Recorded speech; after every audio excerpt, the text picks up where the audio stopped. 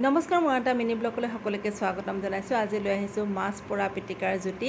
এইপিনে 3টা ভাঙোন মাছ ভালদৰে ধুই বাছি পেলাই এয়া পুৰি লৈছোঁ গেছৰ জুইতে, আৰু 2টা বিলাহী, নহৰু, এটা পিঁয়াজ আৰু কেঁচা জলকীয়াও একেলগে পুৰি পেলাই লৈ লৈছোঁ। আৰু এইখিনি পোৰা হৈ গ'ল।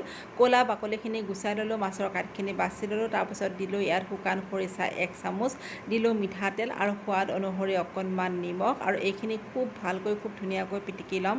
যিকোনো পিটিকা হাতেৰে পিটিকিলে খাবলৈ বহুত বেছি ধুনীয়া। আমি যেতিয়া সৰু আছিলোঁ আৰু পথাৰত বাৰিষা দিনত যিবোৰ থলুৱা মাছ পোৱা গৈছিল সেইবোৰ খৰি জুইত পুৰি পেলাই খোৱাৰ যি সোৱাদ পাইছিলোঁ, গেছৰ জুইত পুৰি খালে সেই সোৱাদ পোৱা নাযায়। তথাপিতো মাছ পোৰাৰ লগত অসমীয়া আৱেগ জড়িত হৈ আছে।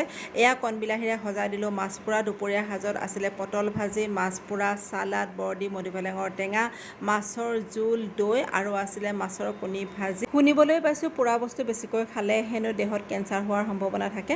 আপোনালোকে যদি জানে এবাৰ মোক কমেণ্ট কৰি জনাব। আজিলৈ আহক, সকলোৱে ভালে থাকক। Bye bye.